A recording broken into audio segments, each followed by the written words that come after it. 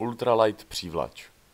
Ultralight přívlač je styl chytání ryb, kde u vody rybář nesedí, ale stále se pohybuje u břehu řeky. Tímto stylem je rybář schopen projít celou řeku. Na tento styl chytání se často chytají dravé ryby nebo pstruhové. Mezi dravé ryby patří štika, sumec, candát, okoun, bolen a jelec tloušť a mezi pstruhové ryby patří pstruh obecný, pstruh duhový a siven americký. Na mimopstruhových revírech se smí tímto způsobem chytat od 16. června do 31. prosince a na pstruhových revírech od 16. dubna do 31. srpna. Jindy na přívlač chytat nemůžeme.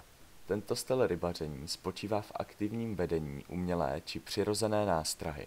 Nahodíme a nástrahu přitahujeme k sobě. Velmi pečlivě a trpělivě se snažíme co nejlépe a nejvěrněji napodobit pohyb kořisti ryby, kterou se snažíme ulovit. Napodobit pohyb kořisti se dá tak, že budeme pocukávat prutem nebo zrychlíme navíjení. Při lovu ultralight přívlači nebo přívlači celkově se smí chytat pouze na jeden prut, který je držen v ruce. Jiný prut nesmí být nahozen ve vodě. Za nástrahu se používá jedna umělá či přirozená nástraha. Nástraha má podle své stavby nejvíce 3 háčky, 1, 2 nebo 3 háčky. Lov přívlačích na pstruhových revírech jsou pravidla stejná, až na počet použitých háčků.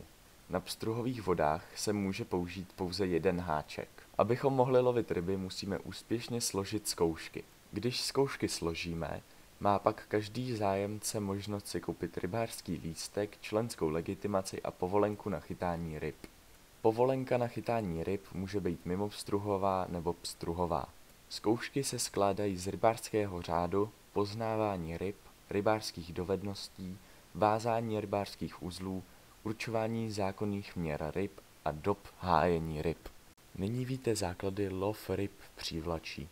Děkuji za sledování tohoto videa a kdybyste měli otázky, napište je do komentářů.